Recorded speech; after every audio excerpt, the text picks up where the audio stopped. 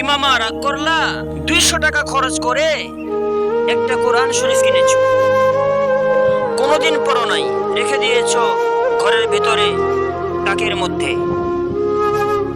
কোনোদিন এই কোরআন শরীফের একটা জামা বানাও নাই।